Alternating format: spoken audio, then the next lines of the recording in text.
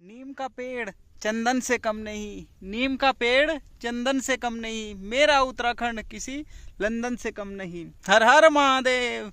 प्रिय बंधुओं, मैं आपका अपना उज्जवल सिरा गाऊँ। चलिए, ये देखिए मेरे उत्तराखंड की खूबसूरती है ना। वास्तव में अगर पृथ्वी पे कहीं स्वर्ग है तो वो हमारे उत्तराखंड में है ना। ये देखिए उत्तराखंड के भाई मूवमेंट देखो आप, मतलब ये वो ट्रैकिंग का एरिया है ना कि जहाँ हमारे अगर उत्तराखंड सरकार इन एरिया को प्रॉपर तरीके से मेंटेन करे, डेवलप करे, तो यहाँ भी एक टूरिस्ट का आवागमन हो सकता है। जैसे जो हमारी फॉरेन की ब्यूटी रहती है वो मैन मेड रहती है, लेकिन ये टोटली नेचुरल है। मैं आपको दिखाऊंगा थोड़ा सा, देखो आप भाई, ब्यूटी देखो आप, नेचुरल ब्यूटी देखो उत्तराखंड की। तेरी का पूरा ये मानो जैसे सूरज मामा, देखो यहाँ देखो पास में ही आ गए। जो बादल हैं वो हमेशा इस पहाड़ से नीचे रहते हैं, है ना। ये सब उत्तराखंड का वो ट्रैकिंग एरिया है कि जहाँ लोग अन्य राज्यों में लोग मतलब एक एडवेंचर हब के माध्यम से जाते हैं, है ना। ये देखिए लोग बड़ी बड़ी ट्रैकिंग्स के लिए कई कई किलोमीटर का सफ़र तय करते हैं। वही हमारे उत्तराखंड की कुछ पगडंडियाँ देखिए। यहाँ वहाँ जो ट्रैकिंग ट्रैक है वो बनाया जाता है। यहाँ ऑलरेडी इतने ट्रैक हैं कि इंसान को सोचना पड़ता है कि मैं कौन सा ट्रैक चूज़ करूँ। एक ये ट्रैक है, एक आपका ये ट्रैक है, एक आपका नीचे ट्रैक है, एक उससे नीचे भी ट्रैक है। एज यू विश, आप किस पे चलना चाहोगे। अगर वास्तव में सरकार, उत्तराखंड सरकार हमारी इन पहाड़ों की तरफ थोड़ा सा ध्यान दे। अभी जैसे हमारे जस्टिस साहब थपलियाल जी ने भी उत्तराखंड सरकार को, हमारे मंत्रियों को खूब लताड़ा कि अगर उत्तराखंड की राजधानी गैरसैंण होती तो आज हमारे पहाड़ों का नज़ारा कुछ और ही होता।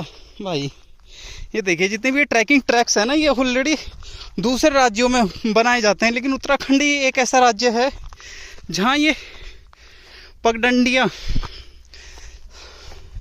टोटली इट्स अबाउट और नेचुरली।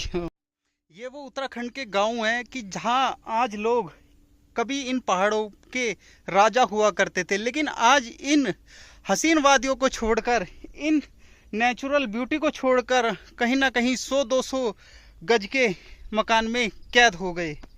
तो लोगों से भी एक छोटी सी विनम्र आवेदन यही है कि थोड़ा सा अपनी इस गांव की संस्कृति को बचाने में, जिस तरीके से आज जो ये पहाड़ के पहाड़ है ये पूरे खाली हो चुके हैं, ये पूरे जो ट्रैकिंग्स हैं ये सब बंजर हो चुके हैं, है ना, थोड़ा सा इनकी तरफ भी अपना रिवर्स पलायन की तरफ थोड़ा सा ध्यान दें। और आज हम लोग जैसे पहाड़ों से अपने गांव छोड़कर नीचे की तरफ जा रहे हैं, वहीं जिहादी मानसिकता वाले लोग इन पहाड़ों पर कब्जा करने के लिए आ रहे हैं। तो इस देवभूमि की संस्कृति को बचाने के लिए हिंद मजदूर किसान समिति के राष्ट्रीय अध्यक्ष श्री चंद्रमोहन बुढ़ाकोटी जी का साथ दें।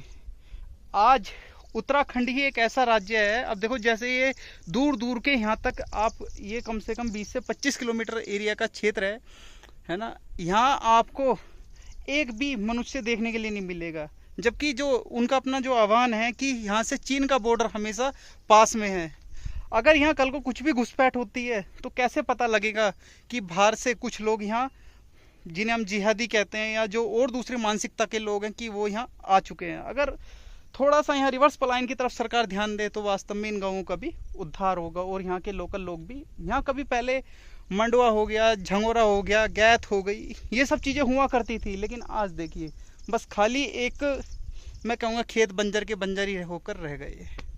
जैसे हिंद मजदूर किसान समिति के राष्ट्रीय अध्यक्ष श्री चंद्रमोहन जी का भी अपना आह्वान है कि गांव में रहने वाले लोगों को, चाहे वो मुर्गी पालन के लिए हो, चाहे वो बकरी पालन के लिए हो, दवा और दाना मुफ्त मिले। अगर वास्तव में ये सब चीज़ें हमारे उत्तराखंड में लागू होती हैं तो जो ये आज भी ये जो पहाड़ हैं, जितने भी आप जो ये पीछे पेड़ देख रहे हो, ये कोई हैड़ा का है, कोई बहड़ा का है, कोई आंवले का है ना, ये सब उत्तराखंड की वो जड़ी बूटियों का पेड़ हैं जो हमारी आयुर्वेदिक दवाइयों में काम आते हैं।